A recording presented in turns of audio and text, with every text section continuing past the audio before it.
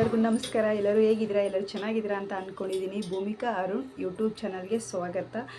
ಇವತ್ತಿನ ಒಂದು ಟಾಪಿಕ್ ಬಂದುಬಿಟ್ಟು ಜಾಕಾಯ್ದು ಅದು ಬೆನಿಫಿಟ್ಸ್ ಏನು ಅಂತ ಹೇಳ್ಬಿಟ್ಟು ನಿಮಗೆ ತಿಳಿಸ್ಕೊಡ್ತೀನಿ. ಮಕ್ಕಳಿರೋ ಮನೆಯಲ್ಲಂತೂ ಜಾಕಾಯಿ ಒಂದು ಒಳ್ಳೆಯ ಹೋಮ್ ರೆಮಿಡಿನೇ ಅಂತಲೇ ಹೇಳ್ಬೋದು. ಅದರಲ್ಲಿದ್ದ ಏನೇನೆಲ್ಲ ನಿಮಗೆ ಅನುಕೂಲ ಆಗುತ್ತೆ ಅಂತ ಹೇಳ್ಬಿಟ್ಟು ನಿಮಗೆ ತಿಳಿಸ್ಕೊಡ್ತೀನಿ.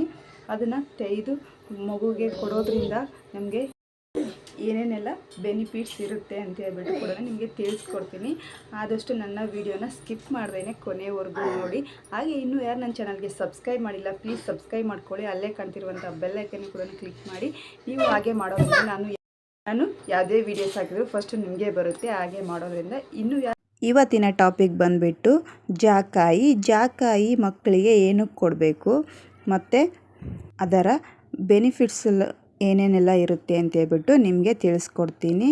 ಎಲ್ಲರಿಗೂ ನಮಸ್ಕಾರ. ಮೊದಲೇದಾಗಿ ಜಾಕಾಯಿ ಮಕ್ಕಳಿಗೆ ಏನಕ್ಕಪ್ಪ ಕೊಡಬೇಕು ಅಂದರೆ ಗ್ಯಾಸ್ಟ್ರಿಕ್ ಪ್ರಾಬ್ಲಮ್ಮು ಮತ್ತು ಡೈಜೆಷನ್ ಆಗ್ತಿರಲ್ಲ ಮಕ್ಕಳಿಗೆ. ಕುಡಿದಿರುವಂಥ ಹಾಲು ಹೊಟ್ಟೆ ಒಳಗಡೆ ನಾವು ಹಾಲು ಕುಡಿಸಿದ ತಕ್ಷಣವೇ ವಾಮಿಟ್ ಮಾಡ್ಕೊತಿರ್ತಾರೆ. ಒಂದನೇ ರೀಸನ್ನು.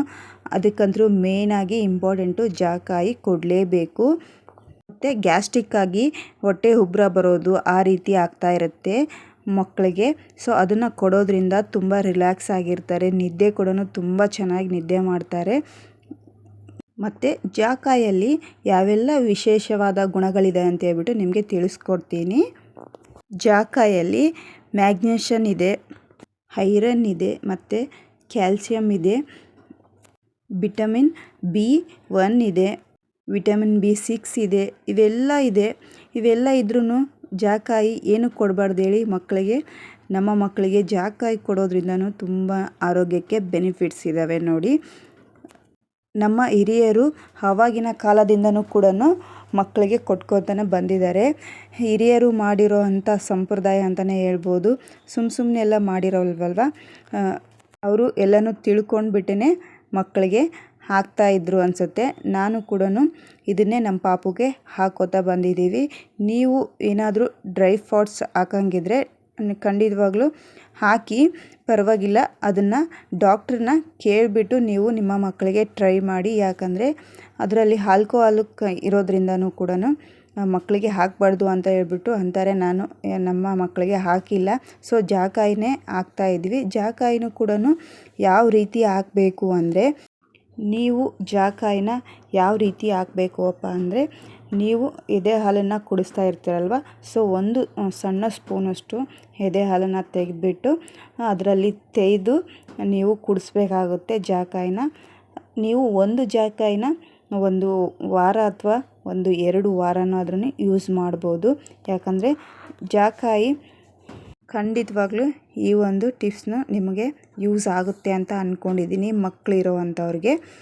ಮತ್ತು ಜಾಕಾಯಿ ಕೂಡ ಬಾಣಂತಿ ಕೂಡ ತಿನ್ಬೋದು.